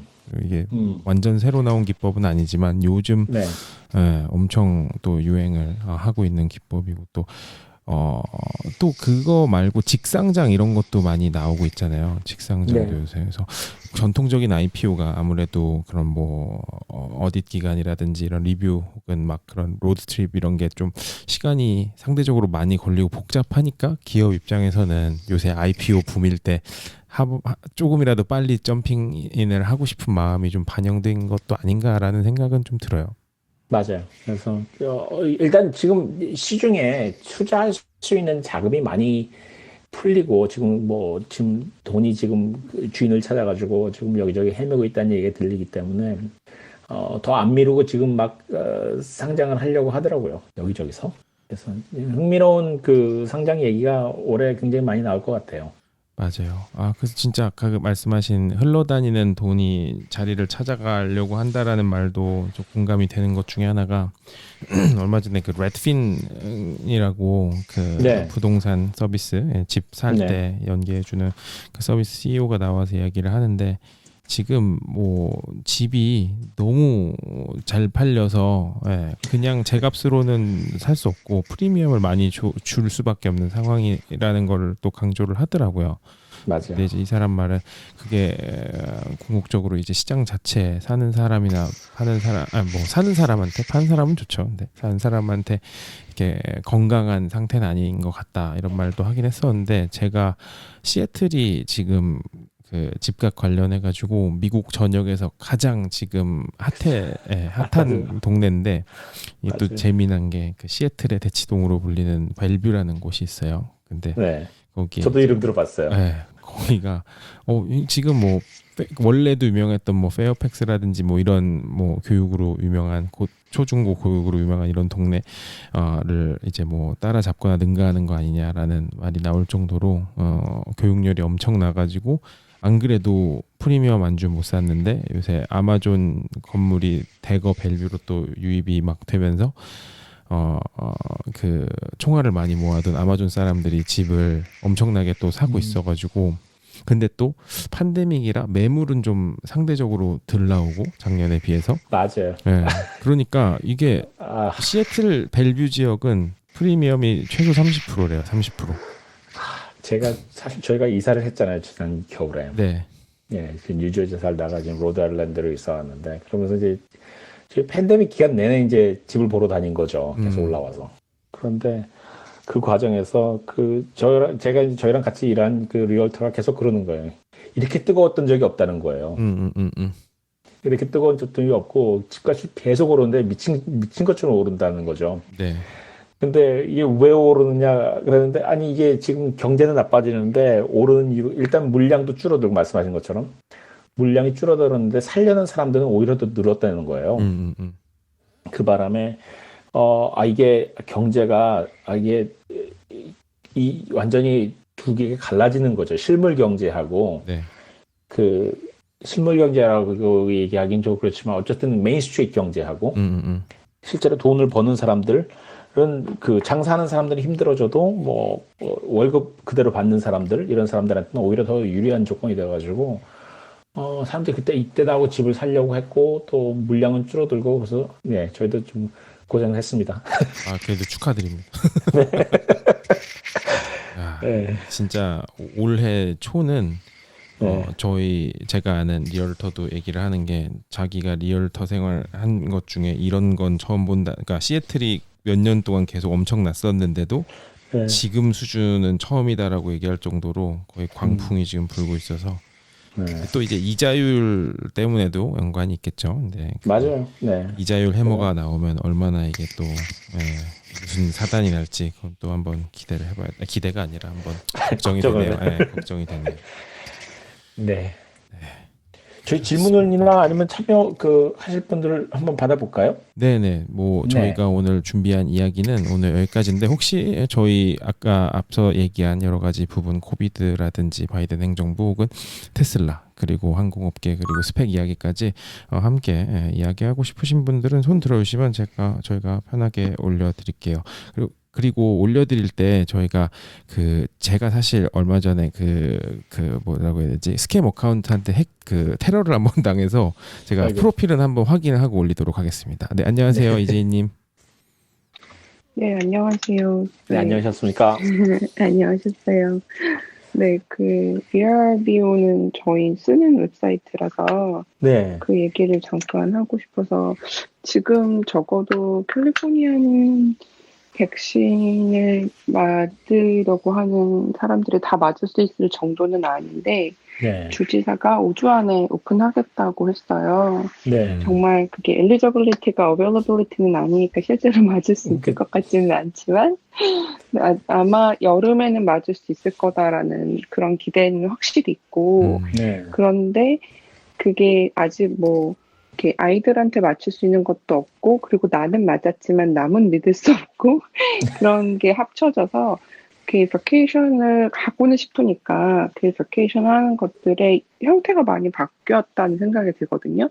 그래서 지금 예약하는 버케이션들이 대부분 그렇게 VRBO처럼 아예 그냥 집 하나를 빌려서 우리 가족만 쓰고 그리고 이동을 뭐 항공으로 하든 차로 하든 딱 이렇게 막 중간에 여기저기 막 돌아다니는 그런 여행 패턴보다 그냥 한 군데 딱 가서 좀 우리 가족끼리 최대한 움직이고 그리고 야외 활동은 괜찮고 그러고 돌아오자 이런 계획들을 많이 짜는 것 같아요. 그래서 에어비앤비도 전처럼 방을 빌리는 것보다는 집을 빌리고 싶어 하고 네, 그래서 아마 올해 여름에는 아직 그런 게 또 특히 다른 주는 또 상황이 되게 다르고 그런 경우가 많아서 그런 여행 패턴이 조금 더 있는 것 같아요. 아, 그게 또 영향을 미쳤겠네요, 진짜. 그러고 보니까.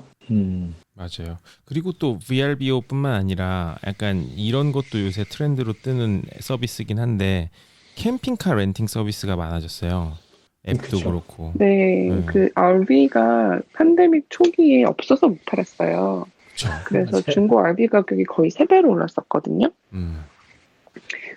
그래, 뭐 지금은 사실은 많이 내려왔고, 네, 그것 때문에 아마, 제가 알기로 그냥 RV를 그냥 세워놓고 에어비앤비에 등록을 해서 그렇게 그냥 그거를 통째로 빌리는 그런 거 많이 하는 것 같아요.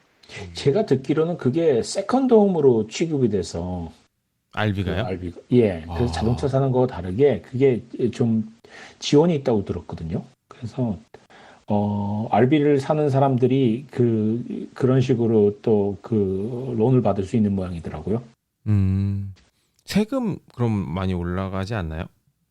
저도 정확히 어떻게 작동하는 건지 모르겠는데 일종의 모기지 개념으로 받는 모양이던데. 예, 그래서 그거를 사신 분 얘기가 사실 집 사는 거 그냥 별장 사는 셈 치고 사는 거라고 생각하면 된다고 하더라고요. 값은 비싼데 그냥 집처럼 생각하면은 이게 달라진다고 하더라고요. 확실히 그런. 미국은 세컨홈이라고 해서 텍스가 딱히 더 올라가지는 않지 않나요? 그냥 프로퍼티 텍스 내는 거랑 비슷할 것 같은데. 저도 아마 그럴 것 같아요. 저도 잘 몰라서 여쭤본 거라. 세컨드홈까지는 아직 생각하기 힘들어. 근데 이제 캠핑 관련해서 잠깐 뭐 이야기를 하자면 진짜로 그 캠핑카 저는 이제 차에다가 진짜 꾸겨 놓고 가거든요. 근데 그게 아니라 캠핑카 탁 이렇게 옆에 매달고 뒤에 매달고 가시는 분들, 특히 에어스트림 매달고 가시는 분들 보면 옆에서 보면 와 이거 너무 멋있다. 막 이 생각밖에 안 들어요. 그리고 그런 거 있잖아요. 그러니까 캠핑카의 장점은 그냥 캠핑을 가면 셋업하는데 참 시간이 좀 걸리고 노동이죠 약간의. 근데 캠핑카는 그냥 가기만 하면 되니까 너무 좋은 거예요. 그리고 가족이 같이 움직일 때 이게 사실 지금 휴게소나 이런 게 우리나라처럼 잘 돼 있지도 않고 그러니까 뭐 이렇게 시설을 이용하는 것도 그렇게 마음 편하지 않잖아요. 맞아요. 그런 점에서 또 더 인기 있는 것 같아요. 제가 캠핑카 RV를 꼭 저는 캠핑을 꽤 많이 다니는 편이었는데 지금은 이제 아이들이 다 커서 그렇지만 뭐 거의 1년에 한 번씩은 이제 국립공원을 가곤 했거든요. 근데 그때 이제 가면서 딴 데는 다 텐트 치는 거 좋았는데 딱 한 곳은 정말 RV가 있었으면 좋겠다고 했던 데가 있어요. 그 데스밸리에 갔었거든요. 거기는 데스밸리 그래도 덜 뜨거울 때 갔기 때문에 3월 말이었나 그렇게 갔기 때문에 좀 괜찮았을 때인데 그때도 뭐 110도 막 이렇게 올라가죠. 낮에. 근데 그때 RV 있으면 정말 좋겠다는 생각이 들더라고요. 맞아요. RV 막 옛날 RV 보면은 근데 이건 또 캠핑 얘기는 또 아니고 옛날 RV 보면 약간 그거 항상 생각나요. 근데 뭐지? 그 브레이킹 배드 첫 화에 나오는 RV 기억하세요? 그 매트 쿠킹 하던 RV. 뭐죠? 베이지 색깔의 그 브라운의 아예 홈 없이 그걸 홈 삼아서 돌아다니시는 분들도 꽤 미국엔 많기도 해서 또 맞아요. 저 사실 이거 약간 새는 얘기인데 여담으로 얘기해드리자면 제가 살고 있는 데가 마운틴뷰라고 구글 헤드쿼터가 있는 곳이거든요. 그러면 되게 당연히 지금 동네가 다 비쌀 것 같잖아요. 근데 저희 아이들이 있는 학군이 이 주위 학군보다 디스턴스 러닝을 훨씬 늦게 시작했는데 그렇게 할 수밖에 없었던 이유가 여기 있는 학년기 elementary level 아이들 중에 20%가 집에 고속 인터넷이 없는 거예요. 그 되게 놀랍지 않아요? 저는 되게 놀랐거든요. 20%나 된다는 게. 네, 그걸 언제 많이 느끼냐면 저희 약간 뭐 헤드쿼터에서 전혀 멀지 않고 한 10분 차로 10분 가면 되는 그런 곳에 알베들이 쭉 세워져 있는 길이 있어요. 저 예전에 한번 뉴스에서 본 적이 있어요. 네, 그래서 여기는 다행히 뭐 이렇게 슬럼화되거나 막 그렇게 위험하거나 그렇진 않은데 그래도 빈부격차를 되게 확실히 느낄 수 있더라고요. 참. 그쪽이 또 유난히 또 땅값이 오르고 하면서 제가 그때 봤던 것 중에 하나는 거기서 샌프란시스코 지역에 있는 대학생들 중에 그렇게 도움에도 못 들어가고 집도 없고 그래서 대학생들 중에 그 차에서 하는 대학생들이 제법 된다고 하더라고요.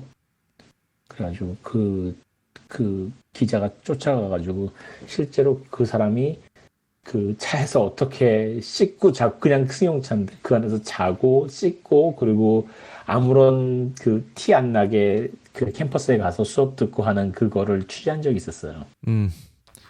사실은 구글 트럭에서 먹고 있다고 해가지고 그게 약간 좀 이렇게 바이럴하게 도른 적 있었어요. 맞아요. 근데 실제로 그렇게 차에서 주무시는 분들이 그 좀 가격이 비교적 저렴한 헬스클럽을 많이들 이용하시는 경우들이 있다고 하더라고요. 씻어야 되는 것 때문에. 그렇죠. 운동도 하고 씻기도 하고 빨래도 하고 다양한 걸 또 하신다고 하시더라고요. 이게 또 딴 얘기이긴 하지만은 그 홈리스 됐다가 그 홈리스라는 사람들이 흔히 아는 것처럼 이렇게 뭐 마약 중독 때문에 뭐 이렇게 해서 홈리스 되는 것만이 아니라 여러 가지 이유로 홈리스가 되잖아요. 네. 그래서 그야말로 경제적인 이유로 뭐 몇 가지 실수로 뭐 홈리스가 돼가지고 한 1, 2년을 그렇게 살다가 다시 이제 집 마련하고 이렇게 살게 된 사람이 자기 홈리스 시절에 얘기를 하는데 방금 상인님 말씀하신 것처럼 씻는 거 있잖아요. 씻는 게 말하자면은 복귀하는, 그러니까 다시 홈리스 생활을 탈피하기 위해서 가장 필요한 거 두 가지가 있다면은 씻을 곳하고 주소라는 거예요. 전화랑 연결된 주소. 일단 뭔가를 다 신청하려면 주소가 있어야 되는데 주소가 없기 때문에 대신 그거를 받아줄 수 있는 그 아는 사람, 내 주소를 거기 이렇게 해서 우편물을 받을 수 있는 곳이 있는 거하고 전화가 되는 거, 그런 식으로 그쪽 자기 그 신원이 확인될 수 있는 게 하나가 있고, 또 하나가 이제 씻는 거라는 거죠. 이게 안 씻은 사람하고 씻은 사람하고가 그렇게 차이가 나는 줄 몰랐다는 거예요. 충분히 그럴 수 있을 것 같아요. 요새는 거기 인터넷이 붙어요. 왜냐면 웬만한 잡 어플리케이션 접서치 이런 게 다 인터넷으로 되잖아요. 맞아요. 그래서 돈이 떨어져서 핸드폰이 끊기면 접서치를 할 수가 없잖아요. 그렇죠. 그래서 그러니까 홈리스를 포함한 샌프란시스코 이제 텐더번이라고 굉장히 불우한 지역이 있는데, 거기에 가장 인기 있는 시설은 사실은 말씀하신 씻기 위한 시설, 그리고 무료로 인터넷을 쓸 수 있는 곳이 굉장히 의외로 핸드폰들을 많이 가지고 있어요. 거의 3분의 1 정도가 스마트폰을 가지고 있거든요. 근데 이거를 비용을 내야 인터넷 쓸 수 있으니까 무료로 인터넷을 쓸 수 있는 장소를 굉장히 열심히 찾고, 그래서 그런 사람들을 위한 웹사이트가 있는데 젠데스크에서 제공하는, 그게 뭘 해주냐면 현재 위치로 기반으로 가장 가까이에 있는 씻을 수 있는 시설, 가장 가까이에 먹을 수 있는 시설, 가장 가까이에 잘 수 있는 시설, 그리고 이제 인터넷 쓸 수 있는 시설, 이렇게 보여줘요. 그래서 그 인터넷이 인권 조항이 돼야 된다고 얘기하는 게 저는 뭐 당연한 얘기인 것 같아요. 이제는 뭐. 네, 실제로 유엔에서 그렇게 2013년에 베이직 네세시티 포함시켰어요. 그렇죠. 근데 사실 뭐 요원하잖아요. 미국 상황에서 그렇게 할 수 있는 건 뭐 대도시 정도나 뉴욕 정도 돼야 뭐 그래도 시리에서 길거리에서 인터넷을 어떻게 연결할 수라도 뭐 시도라도 할 수가 있는데 대부분 사실 불가능하잖아요. 미국에서는. 맞아요. 대부분은 불가능하죠. 맞아요. 뉴욕에서 그래서 이번에 팬데믹 때문에 닫아서 퍼블릭 라이브러리 닫아서 그게 타격이 제일 크다고 하더라고요. 퍼블릭 라이브러리에서 그렇게 되니까 맞아요. 네. 뉴욕에 살 때는 그런 그 뭐라 해야 되지? 그 스트리트에 그런 디지털 스탠드들이 있는데 거기에 그 공짜로 충전을 할 수 있는 포트들과 공짜 그 지역에서 공짜 인터넷이 되는 존을 제공을 해주는 그런 스탠드들이 거리에 되게 많이 있거든요. 근데 거기 보면은 항상 거기 어큐파이 하고 계신 분들이 몇 분 계세요. 연결해가지고 그분들이 그런 퍼블릭 그런 거를 좀 쓰시는 게 아닌가 뭐라는 생각도 들고, 예, 사실 그런 부분은 맞아요. 쉽게 뭐 또 저도 공공재적인 성격을 분명히 떼야 된다고 생각은 하는데 이게 뭐 우리 집 인터넷도 잘 안 되는데 막 이런 말을 하시는 분들도 워낙 많아서. 맞아요. 네. 항상 그게 그런 마인드가 이제 저걸 잡는 거죠. 발전을 잡는 건데 라이브러리 얘기하셔가지고 제가 얼마 전에 들은 얘기인데 딸아이가 중학교 때 그런 일이 있었다는 거예요. 저는 예전에는 못 들었는데 얼마 전에 그 옛날 얘기를 하면서 중학교 때 라이브러리 가서 이제 뭘 이제 공부하고 있는데 이게 퍼블릭 라이브러리죠. 어떤 할머니가 와서 그 자기 뭐 중요한 개인 정보가 담긴 거를 이제 프린아웃을 해야 되는데 이제 그걸 어떻게 프린아웃하고 하는지 이제 물어보더라는 거예요. 백인 할머니가. 그래서 이것저것 좀 알려주고서 이제 프린아웃하는 걸 도와드렸는데 딱 자기가 보기에 이제 뭐 거의 뭐 소셜 세큐리티든가 이런 주소가 딱 보이는 그 중요한 정보들이 보이는데 이제 믿고 맡긴 거죠, 아이한테. 그래서 이제 프린아웃 해주고 그 방법을 알려주고 이제 돌아오려고 하는데 그 할머니가 물어본 게 자기가 이런 거를 사용하는데 굉장히 잘 모르겠는 게 너무 많은데 네가 잘하는 것 같으니까 내가 돈을 주면은 나한테 이걸 좀 가르쳐 줄 수 있냐고 이렇게 물어보더라는 거예요. 그래서 근데 그때 중학생이고 그러니까 좀 뭐랄까 이렇게 뭐 모르는 어른이고 그래가지고 미안하다고 못하겠다고 이렇게 얘기를 하고 그냥 말았는데 이제 그 할머니가 뭐 이해한다는 식으로 얘기를 하면서 그랬다고 하더라고요. 이거를 가르쳐 줄 수 있는 데가 없다는 거예요. 그래서 시니어 센터에 많이 해요, 요즘은. 그래서 각 시에서 운영하는 시니어 그쵸. 센터에 그런 클래스, 그러니까 퍼블릭 라이브러리에서도 사실 많이 운영하고 있고요. 네. 저희 학교는 저희 예조의 학교거든요. 서강대랑 같은 계열에. 네. 그래서 그 사회봉사가 졸업하기 전에 의무로 들어가 있어요. 그래서 컴퓨터 전공하는 학생들을 제가 이제 교육해서 이런 시니어 센터나 이제 홈리스들을 오는 그런 센터 같은 데서 그런 거 교육하면, 그러니까 그런 거 보냈어요, 많이. 그거 보내보면 마우스 쓸 줄 아는 사람이 의외로 그렇게 많지 않아요. 그래서 제일 처음에 가르치는 게 마우스 쓰는 거, 이제 그거 그 다음 되면 이메일 주소 만드는 거, 그 다음에 되면 어떻게 하면 비밀번호를 안 까먹을 수 있는가, 그리고 왜 남들한테 비밀번호를 가르쳐주면 안 되는가. 그런 것까지 다 그러니까 가르쳐드려요. 단순히 사용적인 측면에서도 장벽이 너무 높으신 것뿐만 아니라 저는 이런 걱정도 되게 큰 게 이분들이 프라이버시 측면에서도 가장 위험한 계층에 계신, 그러니까 나이대에 계신 분들이세요. 그래서 근데 다행히 네. 본인이 그렇다는 걸 아세요. 다행히 본인이 되게 위험군이라는 건 많이들 아셔서 이렇게 하시면 안 된다고 말씀드리면 오히려 제일 말 안 듣는 건 20대 젊은이들이고요. 네. 그런 거 위험하다 이래도 절대 말 안 듣고. 근데 그 온라인 스캠의 90%의 빅팀이 65세 이상이거든요. 근데 그건 사실은 제가 생각하기에는 오히려 그 전에 스캠이랑 비교해서 더 나쁜 숫자는 아닌 것 같은 거예요. 그러니까 온라인이건 오프라인이건 스캠이 일단 버거러블한 그 나이대가 그 나이대인 거고 온라인이라고 해서 상황이 더 나쁘지는 않더라고요, 생각보다는. 근데 이런 측면도 있어요. 그러니까 젊은 사람들은 기본적으로 그런 온라인에서 어떤 수법이 있고 어떤 플랫폼이 좀 더 그러니까 스케치한가에 대한 상호 교육이 되는 측면이 있고 그런 정보 전달이 있는데 대부분의 노년층에 계신 분들은 그런 쪽에서 교육이 좀 어렵잖아요. 저 이거 진짜 마음 아픈 얘기가 있는데 랜섬웨어라는 거 아세요? 네. 저랑 이제 잘 아는 좀 큰 테크 회사에서 CTO까지 하셨던 되게 좀 이제 연세 드신 분인데 그분이 이제 자기 옆집 분도 연세가 좀 드신 거예요. 네. 근데 이분이 이제 테크 회사에서 오래 일하셨으니까 이렇게 가끔 가서 도와드렸나 봐요. 이 옆집 분이 랜섬웨어 걸렸는데 랜섬웨어 걸리면 그 800 넘버가 뜨고 거기로 전화하면 돈을 어떻게 비트코인으로 보내는지 알려준다고 돼 있거든요. 그렇죠. 이분이 그렇죠. 진짜로 거기 전화를 하신 거예요. 네. 그래서 차라리 그거 걸렸을 때 이제 제 지인한테 얘기를 했으면 도와줬을 텐데 네. 그 지인한테 얘기하면서 자기 인생 최고 커스터머 서비스였다고 세상에 이렇게 훌륭하게 착한 젊은이 자기 처음 봤다면서 커스터머 서비스 끝장판이라고 그러면서 얘기를 해줬다는 거예요. 저 진짜 그 얘기 듣고 울었어요. 일을 어쩌면 좋아. 혹시 여러분들 그 마크 로버라는 사람 아세요? 네. 마크 로버 얼마 전에 그 랜섬웨어가 아니라 그 시니어 스캠 하는 비디오 만들었죠. 맞아요. 잡는 거.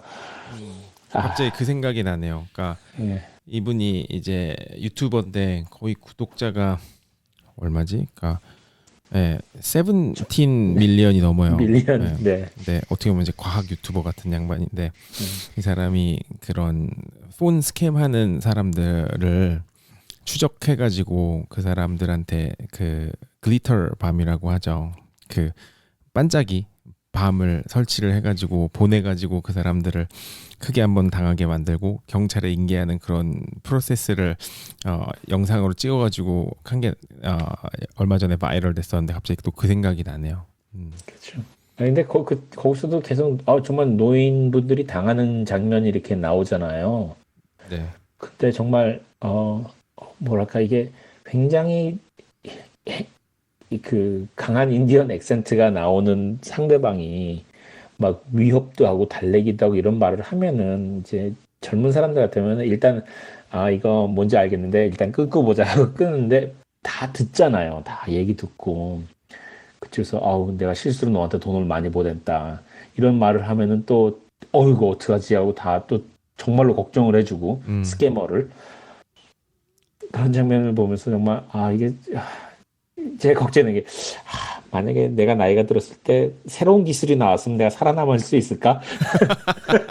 과연 우리는 메타버스에서 안 당할 수 있을까? 블록체인을 가지고서 내가 속으면 어떡하지? 진짜 근데 코인에 자기 은퇴 자금 넣는 그런 분들 많아서 아이고. 저 진짜 이렇게 제가 다 막 조마조마해지겠어요. 모르죠. 또 그분 중에 어떤 분들은 더 성공을 할 수도 있는데.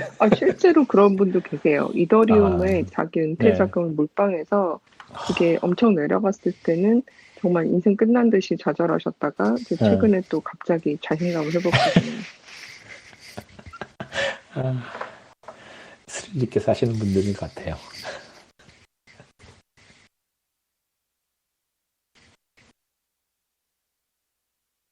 여보세요? 제가 잠깐 사이렌이 너무 나가지고 오디오를 줄여놨었어요. 죄송합니다. 제가 갑자기 끊겨 나가는 줄 알았어요. 아니. 네. 그래서 아까 말씀하신 이재인님께서 말씀하신 역대 최고의 커스터머 서비스였다라는 말이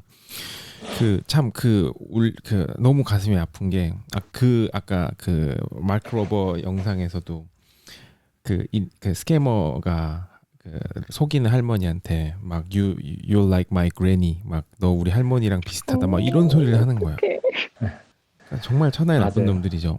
근데 또 요새 그런 분들 연락 받아보신 적 없으세요? 그 젊은 한국 여성 혹은 남성인데 미국 군복을 입고 인출 신청을 하는. 네, 킴 카스트로.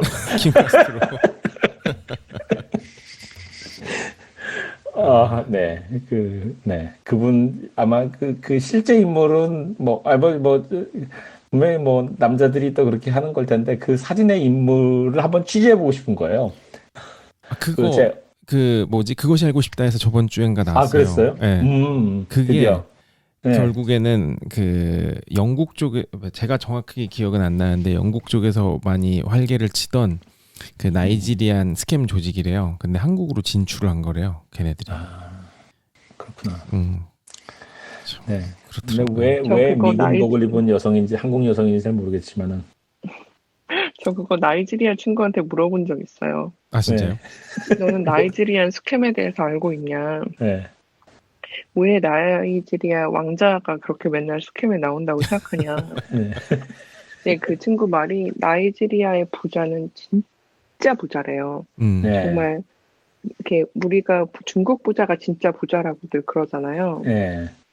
네. 뭐 나이지리아의 부자도 뭐 거의 그런 느낌인가 봐요. 거기 석유 나지 않나요? 그렇죠? 네, 그렇기도 하고 뭐 광산 같은 것도 있고 그런가 봐요. 그래서 이렇게 자기 나라 사람들 기준으로는 자기 나라를 알고 있는 자기 나라 주위 사람들에게 나이지리아 부자라는 것은 약간 진짜 부자라는 이미지가 있대요. 충분히 그럴 수 있을 것 같아요. 진짜 부자는 있긴 있는 거군요.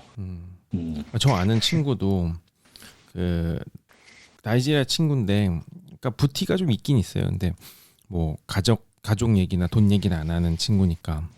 근데 그 자기 집에 간대요. 그래서 제가 너 격리 없냐 그랬더니 2주 격리 있는데 괜찮대요. 그래서 뭐 할 거냐. 자기 집에서 말 타고 놀 거라고 그런 소리 하더라고요. 아, 뭐 괜찮겠구나.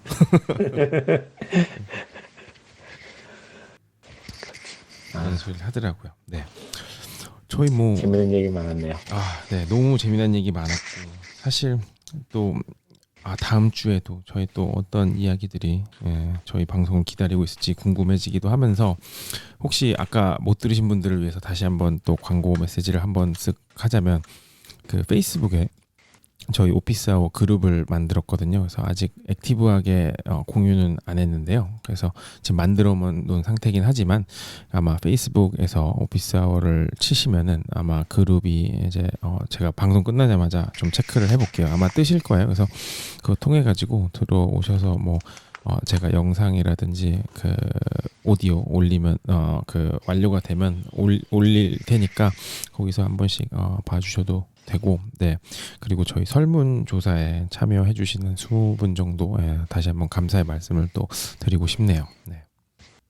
네, 감사합니다. 그리고 저희 그 페이스북 그룹에서는 그 뭐 가입하신 분들 뭐 여러 가지 질문도 하시고 또 그러면 질문하시면 저희가 또 혹시 저희 힘 닿는 데서 또 찾아가지고 뭐 방송 때 설명을 드리거나 아니면 거기서 또 이야기를 나누는 식으로 계속 이렇게 커뮤니티처럼 이렇게 이어가면 좋을 것 같아요.